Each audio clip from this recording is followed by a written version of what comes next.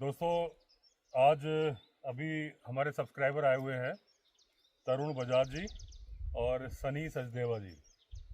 तो इन्होंने cage camping की हुई थी और बॉनफायर पे इनसे बातें हो रही थी। तो इनको रेप्टाइल्स के बारे में बड़ा अच्छा नॉलेज है, इनको कुछ ज़्यादा ही है। तो मैंने सोचा कि जंगल पॉडकास्ट में, क्योंकि मैं अपने चैनल पे रेप्टाइल्स के बारे में तो कुछ शेयर मैंने किया नहीं, मुझे ज़्यादा नॉलेज भी नहीं है रेप्टाइल्स के बारे में।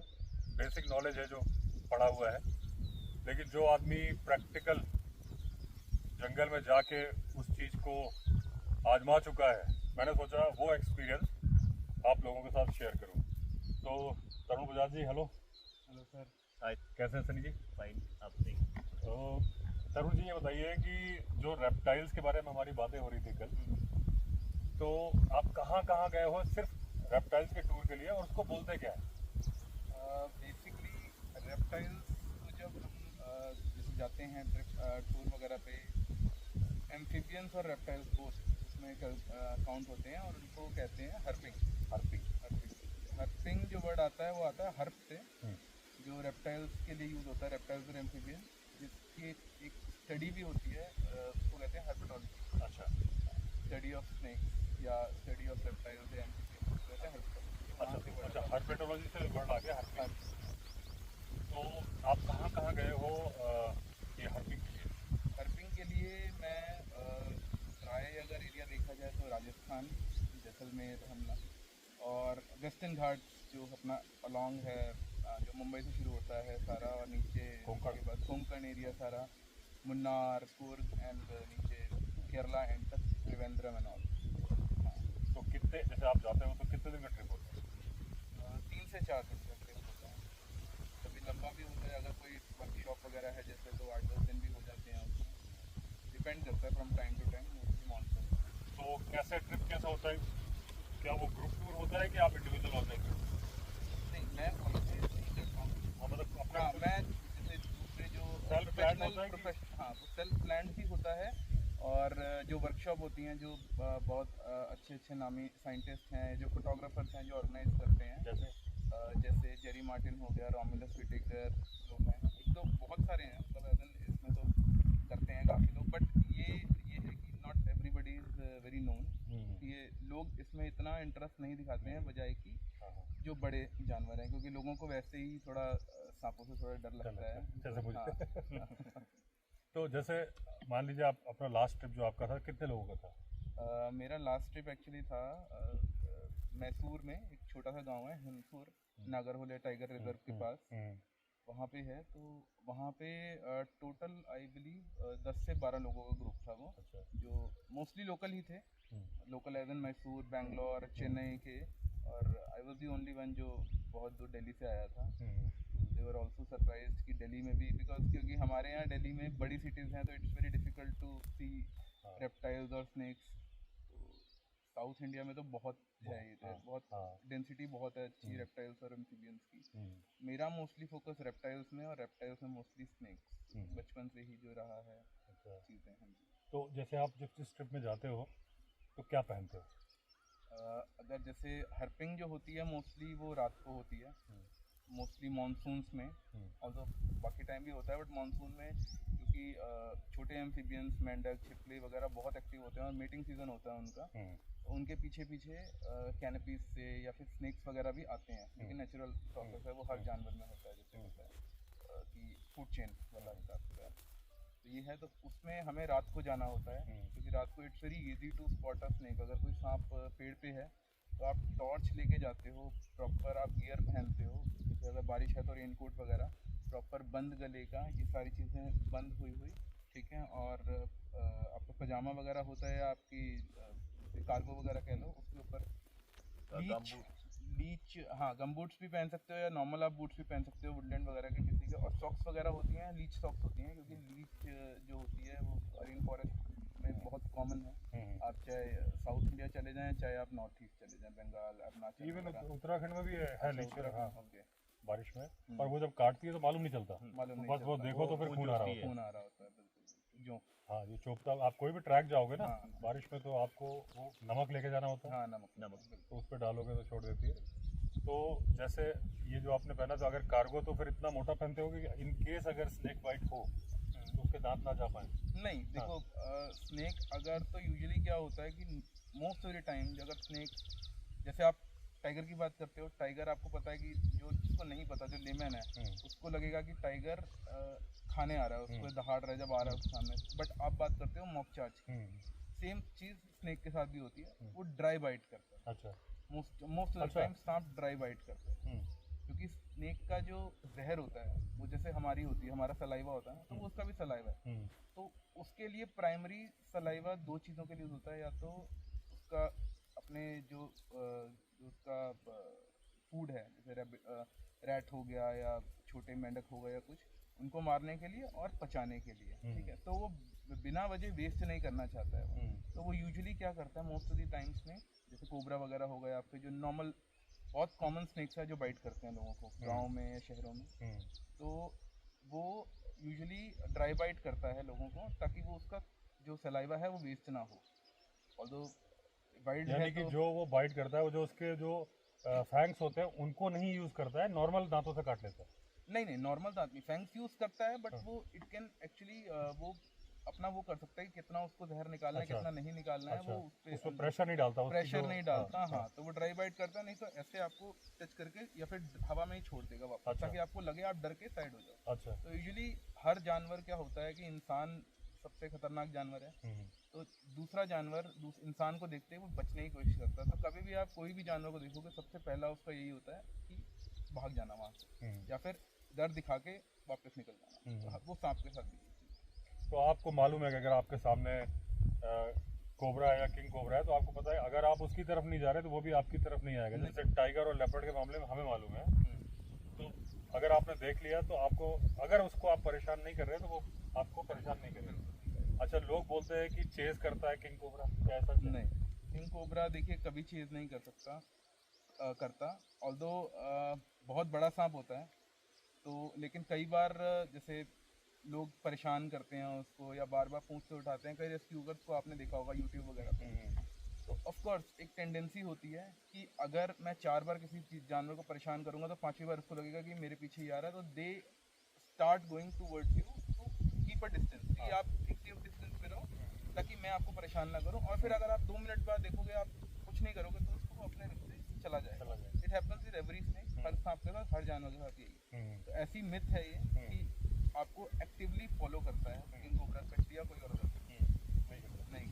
और किंग कोबरा किंग कोबरा की बात करें तो एक और उसके बारे में है कि वो 6 फीट तक खड़ा हो जाता है। देखिए 6 फीट किंग कोबरा एक्चुअली, जैसे आपने बात करी, हमने रात को बात करी ब्लैक माम्बा का, तो क्या होता है स्नेक्स के अंदर कि स्नेक्स जो है अपनी कुछ बॉडी पार्ट को उठा सकते हैं अपने आप को बड़ा दिखाने के लिए दूसरे जानवर से, क्योंकि जंगल में सिर्फ सांप तो है नहीं, बहुत बड़े बड़े जानवर हैं। जो मैक्सिमम लेंथ है वो जाती है 17 से 18 फुट।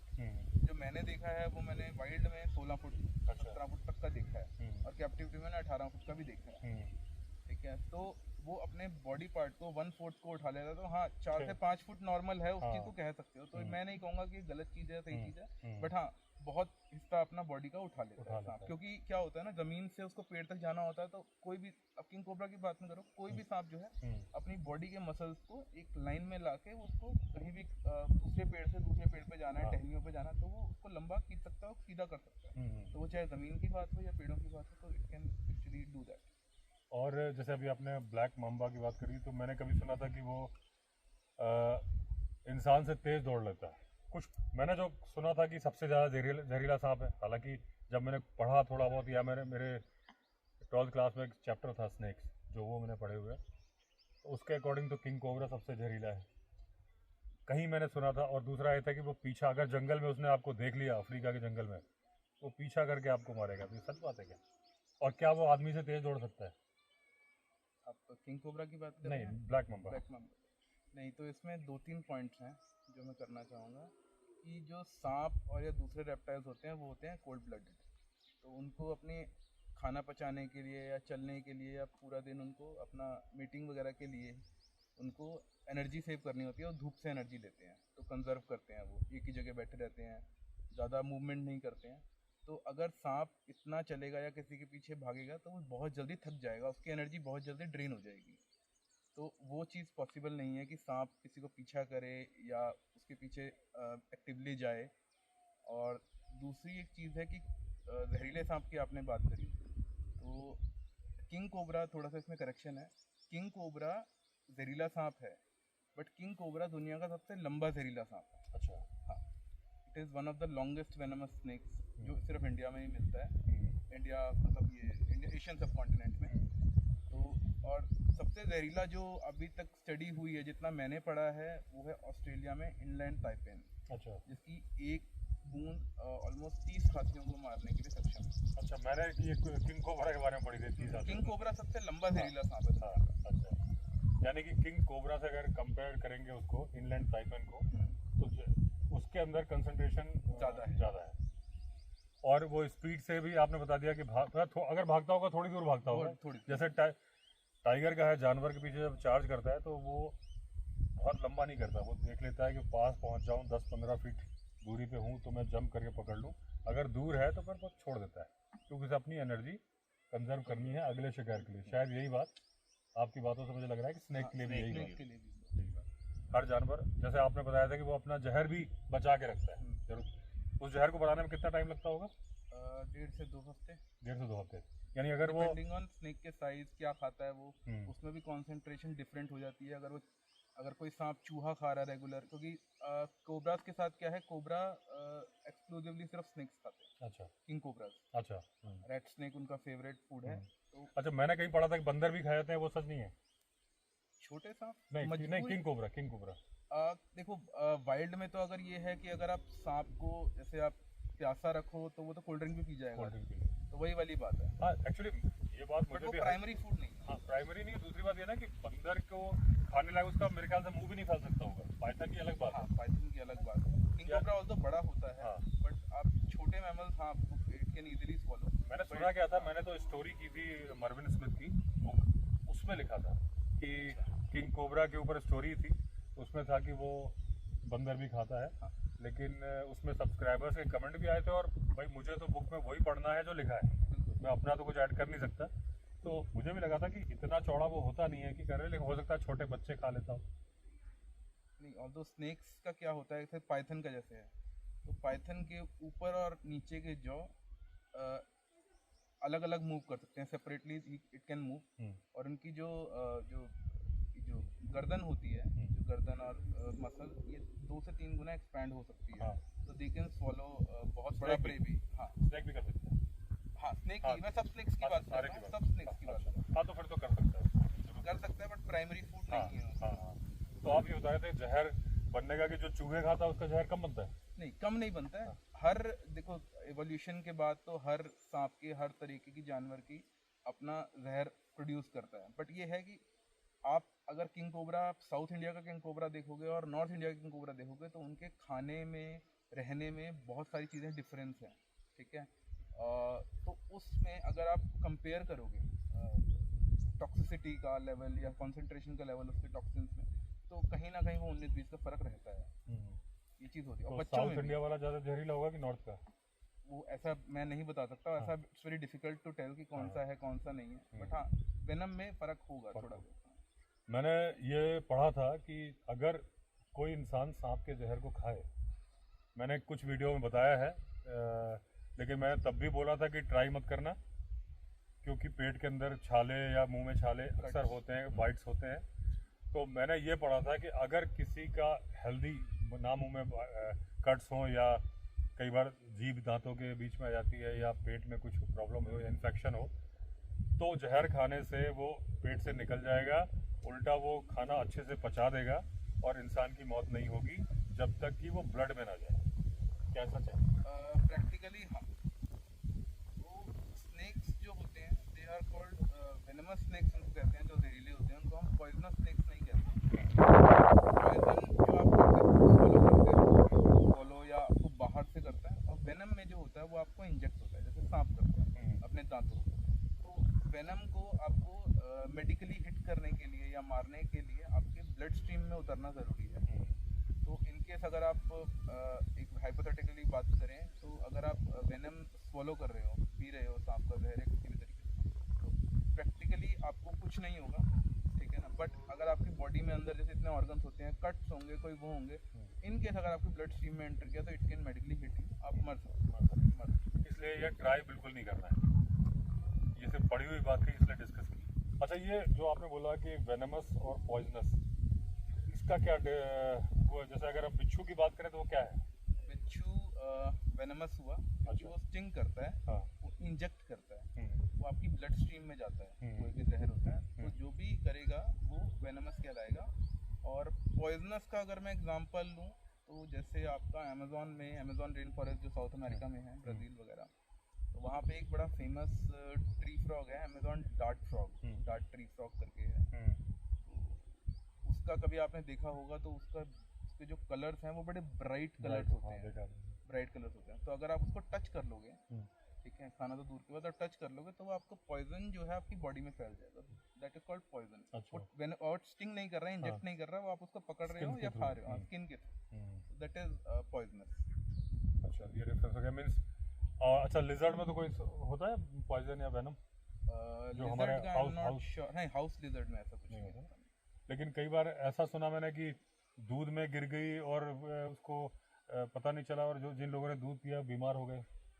बिल्कुल हो सकता है, क्योंकि लिजर्ड जो होती है बहुत सारे अलग तरीके के कीट पतंगे खाती है, वो खाती है, बैक्टीरियाज होते हैं बहुत सारे। तो ऑफ कोर्स अगर कोई भी छोटा सा भी एक कीड़ा भी अगर गिरेगा उसमें और कुछ ऐसा उसमें है तो मतलब वो food poisoning type, food poisoning sort of. अच्छा, ये बताओ आप रफली कितने टाइप के स्नेक्स होते हैं? अब इंडिया की बात करें तो इंडिया की बात करें तो आई थिंक अराउंड 300 350 जो मैप्ड स्नेक्स हैं, जो साइंटिफिक कम्युनिटी में लोगों ने इतने सालों में मैप किए हैं, ब्रिटिश के टाइम से लेके और आज तक भी करीब 300 350 हैं स्नेक्स। तो 350 में कितने होंगे जो कि वेनमस हैं? आई बिलीव 60 प्लस, 60 का, बाकी सारे नॉन वेनमस। तो एक जो क्या होता है, जैसे गांव में अब तो शायद नहीं होता, लेकिन पहले बहुत होता था कि सांप के काटने पे झाड़ फूंक कराते थे।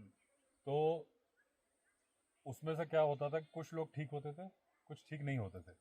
तो मेरा जो मानना है, मैं अपना बता दूं आपको, फिर आप मुझे करेक्ट करना, कि जैसे हमने भी यही पढ़ा था, जो अपने 12th क्लास में पढ़ा था कि 90% तो जिनमें जहर होता नहीं है, तो वेनम नहीं होता। तो होता क्या है, गांव में जब सांप ने काटा तो जब 100 बाइट होंगी तो उसमें 90 बाइट तो ऐसे सांप ने की होंगी जिसके अंदर वेनम नहीं है। तो जब वो झाड़ फूक के लिए लेके गए ओझा के पास, उसने झाड़ फूक वाले ने झाड़ फूक की तो वो तो ठीक हो गया, और जो 10% थे वो मर जाते हैं। तो एवरेज तो 90% ठीक होने का आ गया, तो वो विश्वास चलता रहता था। और जो उस हमारे कोर्स में था, ये था कि लोग स्नेक बाइट के वेनम से कम मरते हैं, दहशत से ज़्यादा मरते हैं। उनको ये डर हो जाता है कि हमें सांप ने काट लिया, तो उनका हार्ट फेल हो जाता है। तो जिन लोगों का झाड़ फूक हो रही होती थी, वो सांप अगर वो वेनमस नहीं है तो वो ठीक हो जाते थे, लेकिन जिनकी झाड़ फूक नहीं हो रही होती थी वो दहशत से ही मर जाते थे। हालांकि उस सांप में जहर नहीं था, लेकिन वो इसलिए मर जाते थे, और उनको कॉन्फिडेंस आ जाता था कि हमारी तो झाड़ फूक हो गई, हम ठीक हो जाएंगे। जो वो साइकोलॉजिकल इलाज था वो था, और उसके चलते ट्रीटमेंट के लिए लोग नहीं जाते थे, तो 10% लोग मर जाते थे। तो क्या ये सही है कि लोग बिना जहर वाले सांप से भी मर जाते थे? नहीं, वो चीज़ सच नहीं है। अगर प्रैक्टिकली आप देखो कि आप सिर्फ जहर की बात करो तो ये चीज़ गलत है बिल्कुल कहना कि सांप, अगर किसी सांप में जहर नहीं है और वो आपको काटता है तो आप मर जाओगे, तो ये गलत बिल्कुल बात है। हाँ, बट साइकोलॉजी की जहाँ तक आपने बात की, तो दिमाग बहुत चीज़ें, बहुत इम्पॉर्टेंट चीज़ है, ब्रेन बहुत इम्पॉर्टेंट ऑर्गन है बॉडी का, तो वो बहुत चीज़ें कर सकता है। साइकोलॉजिकल कई लोग जिनको दहशत होती है, उन्होंने कुछ सुना हो कि कभी ऐसे काटने से हो जाता है, तो उनको बहुत सारी चीज़ें दिमाग में आती हैं, तो इट कैन एक्चुअली, मैंने आई हैव नेवर हर्ड, मैंने कभी सुना नहीं है ये चीज़ें, बट हाँ ये हो सकता है, that is very much possible, but बहुत रेयर। अच्छा, ये एक जो ये बात भी है कि अगर स्नेक बाइट हो तो पैनिक नहीं करना चाहिए। अगर स्नेक बाइट हो जाती है तो क्या करना चाहिए एक लेमैन को? देखिए, 2-3 चीज़ें हैं इसमें। स्नेक बाइट हो जाती है, पहले तो आपको शांत रहना है बिल्कुल, ठीक है, पैनिक नहीं करना है उस सिचुएशन में बिल्कुल भी। और जिसको स्नेक बाइट हुई है उसको आराम से लेट जाना चाहिए, जहाँ पे भी है वो, गाड़ी में है या जैसे भी है, उसको वहाँ आराम से लेट जाना चाहिए। और ज़्यादा मूवमेंट नहीं करनी चाहिए बॉडी की, अनलेस कि बहुत ज़्यादा ज़रूरी हो, ठीक है ना, क्योंकि जितनी आप मूवमेंट करोगे बॉडी में उतनी जल्दी आपको आपके हार्ट को ब्लड पंप करना पड़ेगा और उतनी जल्दी आपका जो पॉइजन जो वेनम है वो बॉडी में रिलीज होगा उतनी जल्दी।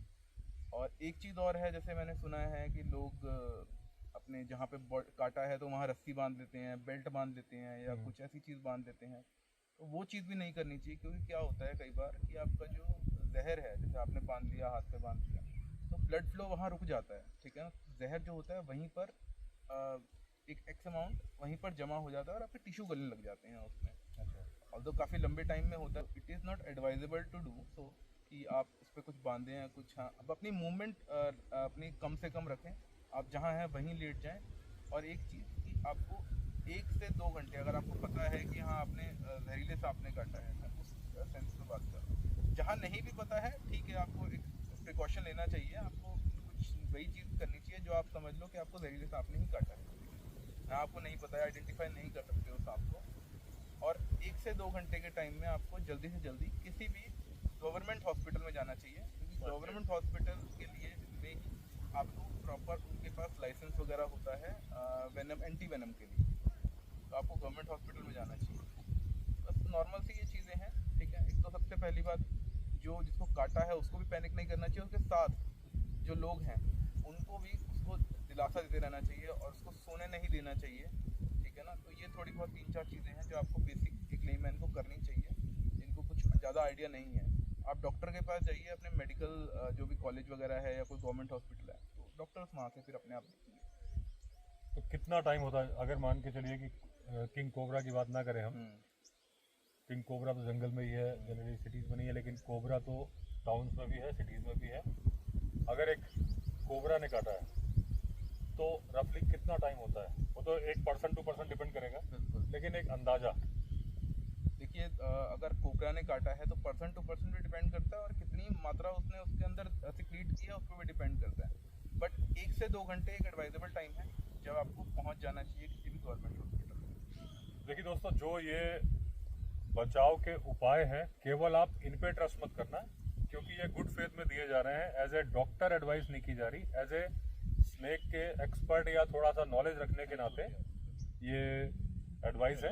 हाँ, वो सिर्फ आप इसको ना फॉलो करें, इस पर भी थोड़ा ध्यान दे दें और आप भी स्टडी कर लें। तो जैसे अभी आपने बताया कि अगर सांप काटे कोई भी, तो आप ये मान के चले कि भाई हमें तो ट्रीटमेंट कराना है, आप अपना कंक्लूजन खुद ना निकालें, डॉक्टर के पास जाएं। तो वैसे अगर आइडेंटिफाई करना है कि जो, जैसे आपने बताया कि करीब 60 स्पीशीज़ के आसपास हैं जो कि जहरीली हैं, मतलब वेनमस है, 60 प्लस है, तो जनरली कितने हमारे आसपास कितने मिल जाते होंगे जो जहरीले सांप हैं? देखिए, 60 प्लस सांप हैं जो जहरीले हैं। 2-3 क्लासिफिकेशन है उसमें, वेनमस, माइल्डली वेनमस, ठीक है ना। तो माइल्डली वेनमस स्नेक्स जैसे होते हैं जो इनका जहर होता है, जहरीले होते हैं, बट उनका जहर इंसानों पे असर नहीं करता है, उनका इतना टॉक्सिन इतना पावरफुल नहीं होता है जैसे छोटे बर्ड्स हो गए, छोटे रोडेंट, मैमल्स, इन पे असर करता है। बट हम अगर लोकल स्पीशीज़, कॉमन स्पीशीज़ की बात करें तो हमारे इंडिया में टोटल 4 या 5 मेडिकली सिग्निफिकेंट स्पीशीज़ हैं जो हमारे इंडिया में जो स्नेक बाइट डेथ के लिए जिम्मेदार हैं। तो कौन कौन है? उसमें 4 स्पीशीज़ आती हैं। एक तो है आपका नॉर्मल कॉमन इंडियन कोबरा, जिसे स्पेक्टिकल्ड कोबरा भी कहते हैं हम, ठीक है ना, नाजा नाजा, ठीक है।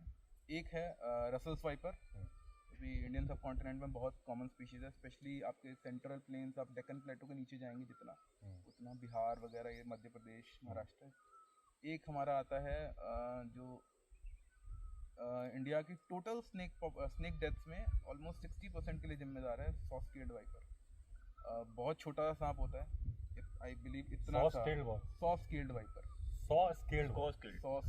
सॉ एज इन आपका जो आरी की तरह आवाज निकालता है जब वो एस शेप में आपको वो करता अच्छा, है। जिसकी पूंछ पे एक झुंझुना सा होता है वही? नहीं नहीं, वो तो आपका रेटल स्नेक है जो अच्छा। अमेरिका में मिलता है। यहाँ नहीं मिलता इंडिया में? नहीं, इंडिया में नहीं। अच्छा डेजर्ट में भी नहीं, इंडिया में नहीं। अच्छा। इंडिया में नहीं है रेटल स्नेक।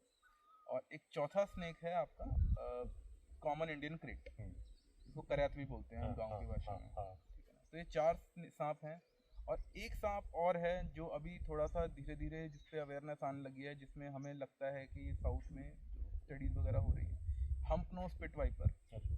जो थोड़ा मेडिकली सिग्निफिकेंट सांप है, जिस पे अभी धीरे धीरे स्टडी हो रही है। तो ये 4-5 स्पीशीज़ हैं, बट आप नॉर्मल जो बिग 4 कहलाते हैं इंडिया के, ये 4 सांप हैं जो सबसे ज़्यादा डेथ्स के लिए जिम्मेदार हैं इंडिया में, स्नेक तो बाइट डेथ। कोबरा और क्रैत में क्या फ़र्क होता है देखने में जो दिखता है?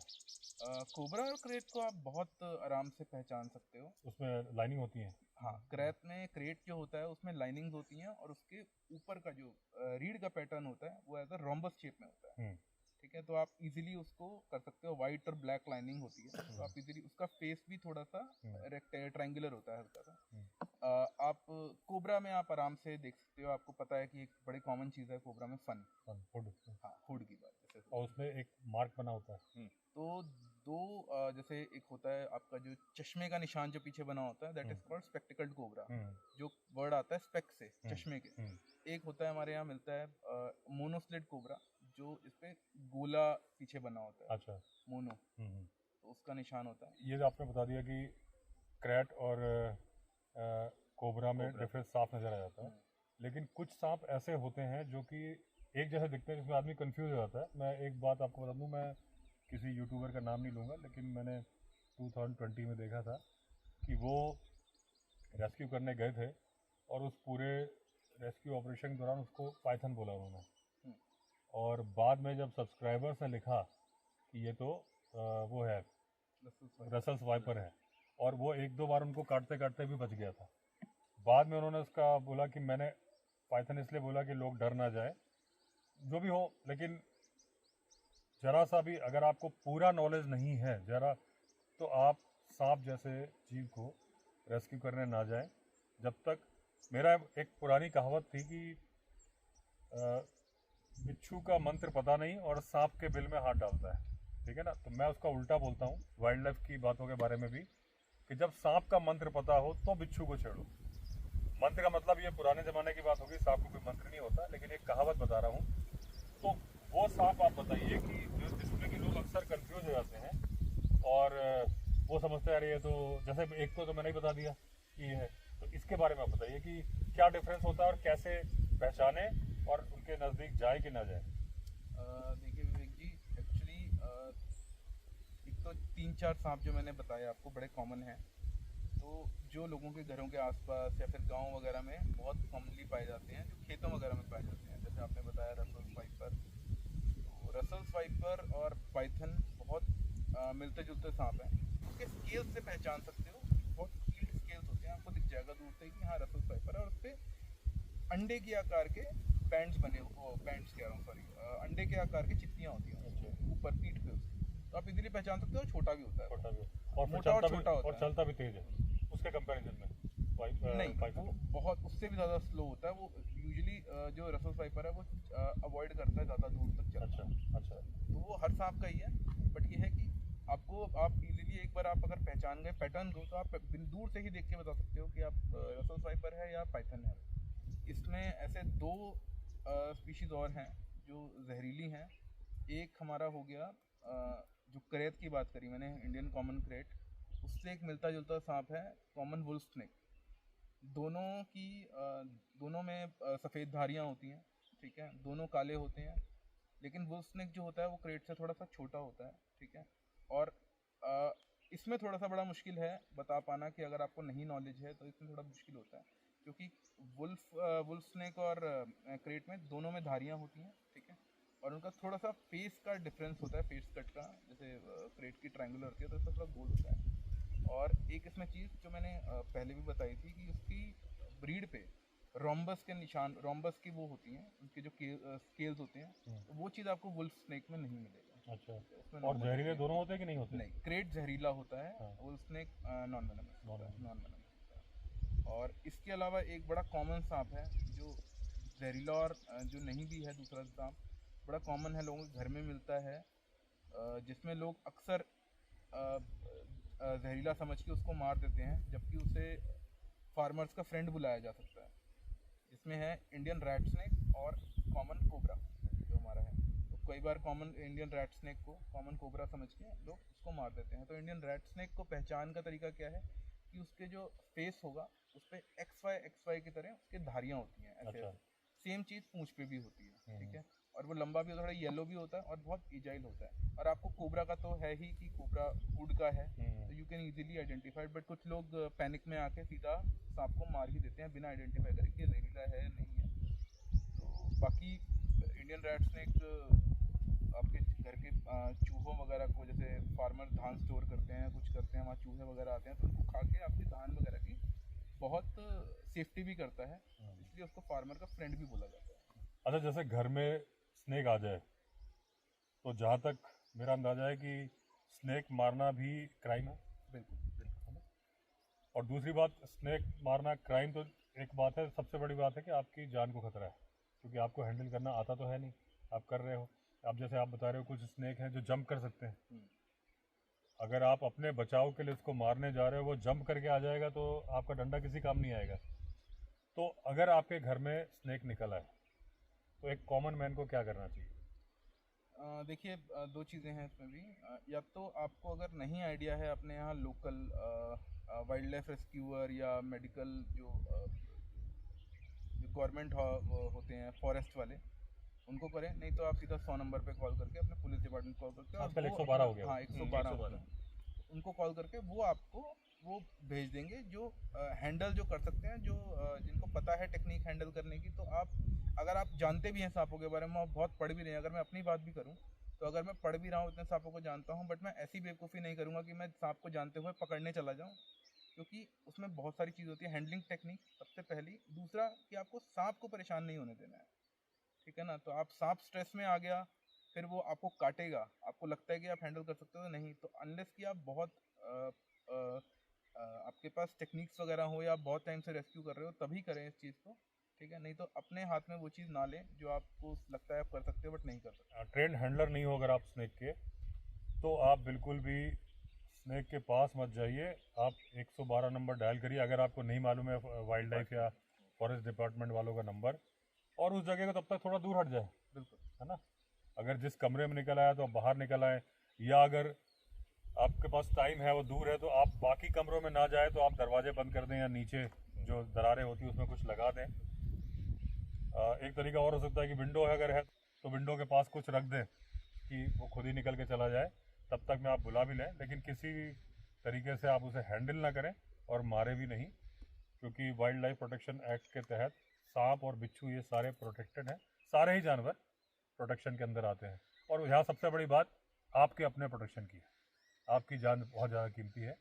अच्छा, कई बार मैंने देखा कि पहले देखता था, अभी तो नहीं देखा, कि रेड लाइट पे कुछ थैले से निकाल के, साधु तो क्या बोलेंगे, बने हुए साधु शायद बोल सकते हैं, वो गाड़ी के अंदर, एक बार तो मेरी गाड़ी में ही उसने ऐसा रख दिया था। तो वो सांप क्या होता है? आई गेस आप उस सांप की बात कर रहे हैं जिसे हम दो मुहा भी कहते दो हैं। मुहा बोलते हैं, और शायद वो दो मुहा बोलते हैं, वो शायद जहरीला नहीं होता है। नहीं, जहरीला नहीं होता। तो उसका एक कॉमन नाम है उसका, कॉमन सैंड बोआ, जो थ्रू आउट आपको इंडिया में मिलेगा। तो उसको वो ज़मीन के नीचे रहना पसंद करता है, ठीक है। तो उसको दो मुहा इसलिए कहते हैं क्योंकि उसका मुंह और पूंछ दोनों एक सी दिखती हैं। तो ये नेचर ने शायद उसको ऐसा बनाया है कि जब वो उसको कोई प्रेडेटर खाने आता है, कुछ करता है, तो वो अपना कुंडली बना के अपना फेस जो होता है वो कुंडली में डाल देता है और ये पूंछ बाहर कर देता है, ताकि प्रेडेटर को लगे कि ये इसका मुंह है और वो उसको खा के या तो निकल जाए, उसका चेहरे पे वार ना करे, इस तरीके। तो वो दो मुंहा नहीं होता है, मुंह उसका एक ही तरफ होता है। इट्स जस्ट वो होता है ऐसा कि दोनों तरफ सेम लगता है, तो मिथ है ये चीज़ भी, ठीक है। जैसे दो मुहा कहते हैं, तो दो मुहा नहीं होता है। अच्छा, जैसे ये एंटी वेनम जो बनता है, तो मैंने कभी पढ़ा था कि घोड़े पे बनाया गया था, कभी वो जो मतलब जो हमारी बॉडी के अंदर ही बनता है, हमारी मतलब जिस भी जीव के अंदर हम बना रहे हैं, अगर मान लीजिए इंडियन कोबरा ने काटा तो उससे वो जिस जीव पे बन रहा है, एक तो ये किस पे बनाया जाता है जो एंटी वेनम है, और क्या ऐसा होता है कि हर सांप के लिए अलग एंटीवेनम होता है कि कोबरा ने काटा, क्रेट ने काटा तो एंटीवेनम? देखिए, इंडिया में अभी ऐसा जितनी रिसर्च हुई नहीं है वेनम्स को लेके। तो एक तो हाँ, घोड़े पे बनाया जाता है, जैसे घोड़े के एंटीजेंस निकाले जाते हैं, जैसे कोविड का भी वैक्सीन जैसे बनता है नॉर्मल जानवरों पे टेस्ट करके, तो वो चीज़ करी जाती है सांपों का भी घोड़े पे यूजली। तो और ये जो आप एंटीवेनम की बात करिए, तो इंडिया में क्या होता है कि पर्टिकुलर किसी स्नेक के लिए एक अलग पर्टिकुलर वेनम नहीं है। इंडिया में जो काम करता है वो है पॉलीवेनम। तो आपके बिग फोर हैं जो 4 सांप, Indian cobra, Russell's wiper, common crate और एक सॉफ्ट स्किल्ड वाइपर। इन चारों का जहर मिला के एक पॉलीवेनम बनाया जाता है, प्रोडक्शन है, और उसकी प्रोडक्शन भी आई थिंक लिमिट ठीक है, इंडिया में बनती है। तो अगर जैसे मान लो आपको भी कोबरा ने काटा है या मुझे भी कोबरा ने काटा है, और सेम पॉलीवेनम आपको भी चढ़ाया गया, मुझे भी चढ़ाया गया, तो उसका इफेक्ट हर पर्सन पे डिफरेंट डिफरेंट होगा। तो इट्स नॉट 100% वो है कि आपको ठीक हो जाएगा। मोस्ट ऑफ द केसेस में ठीक हो जाता है इंसान, ऐसा नहीं है, बट कुछ ना कुछ डिफरेंसेस रहते हैं। यानी ये भी चांसेस है कि अगर आपको एंटीवेनम लग गया तो ज़रूरी नहीं कि आप ठीक हो जाए? हाँ, बिल्कुल ज़रूरी नहीं कि आप ठीक हो जाओ, ठीक है ना। अगर आपको लगता है जैसे, तो पर्टिकुलर जैसे किंग कोबरा के लिए, सॉरी, रसल्स वाइपर के लिए एक रसल्स वाइपर का एंटीवेनम इंडिया में नहीं है, तो एक पॉलीवेनम चढ़ाया जाता है जो चारों सांपों के वेनम्स का मिश्रण होता है, जिससे एंटीवेनम बनाया जाता है। इंडिया में वो चीज़ें इतनी रिसर्च आई थिंक हो नहीं पाई है इंडिया में, पर्टिकुलर उसमें चढ़ाया जाए। तो ये मोस्टली साउथ में इनके सेंटर्स हैं जो प्रोडक्शन वगैरह जो करते हैं। तो जैसे साउथ में आप चेन्नई चले जाएं या फिर मैसूर चले जाएं, तो यहाँ पे प्रोडक्शन होती है एंटीवेनम की, जो निकाल के देते हैं। अच्छा, जैसे मैं अपने कई वीडियो में बताता हूँ कि भाई टाइगर को लोग दोष देते हैं कि टाइगर, इतने लोग ह्यूमन एनिमल कॉन्फ्लिक्ट हो रहा है, या टाइगर लेपर्ड, टाइगर से कहीं ज़्यादा, बहुत ज़्यादा लोग हाथी मारता है, और हाथी से भी बहुत ज़्यादा लोग स्नेक मारता है। इंडिया में सबसे ज़्यादा जो ह्यूमन एनिमल कॉन्फ्लिक्ट, क्योंकि सांप भी जीव है, जो है सबसे ज़्यादा डेथ सांप से होती है। तो अभी जैसे आपने बताया कि कुछ के शायद नहीं है एंटीवेनम, लेकिन काम कर जाता है, जो पॉलीवेनम बनाया है वो सब पे काम कर जाता है। तो क्या ये बहुत ज़्यादा कॉस्टली होता है कि ये फ्री होता है?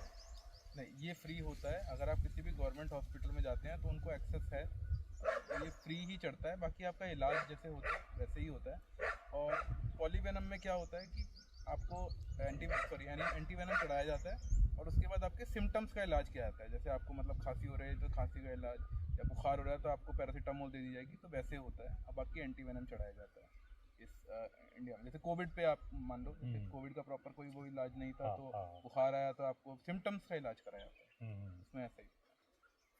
तो जनरली देखिए, अगर आप किसी भी एरिया में रह रहे हैं, जंगल के पास या घरों में भी, या अगर आपने बताया कि जहाँ धान स्टोर करते हैं वहाँ पे वो रैट स्नेक आता है, दूसरे स्नेक भी आते ही होंगे अगर रैट हैं वहाँ पे, तो आपका सांपों से जनरली हर किसी का आमना सामना होता है।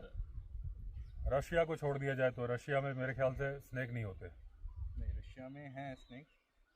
अंटार्कटिका, न्यूजीलैंड और आई थिंक आयरलैंड में है जहाँ कोई स्नेक स्पॉट नहीं हुआ है। अच्छा अच्छा। बाकी ऑल ओवर वर्ल्ड स्नेक सांप मिलते हैं। तो रशिया में शायद ऐसा होगा जहाँ वो ठंडे इलाके हैं वहाँ नहीं होता होगा। मुझे एक रशियन नहीं बताया था कि हमारे टेरिटरी बहुत बड़ी है। हाँ, ये होगा, क्योंकि मुझे एक रशियन नहीं बताया था कि रशिया में स्नेक नहीं होते, लेकिन वो ये होगा कि पूरे में कोई बहुत बड़ा है, न्यूजीलैंड छोटा है। तो जनरली स्नेक हर जगह होते हैं, हर किसी का सामना होता है। ये अभी हम जंगल में बैठे हैं और ये वो मार्च का टाइम आ चुका है जबकि स्नेक हाइबरनेशन से बाहर आ जाते हैं।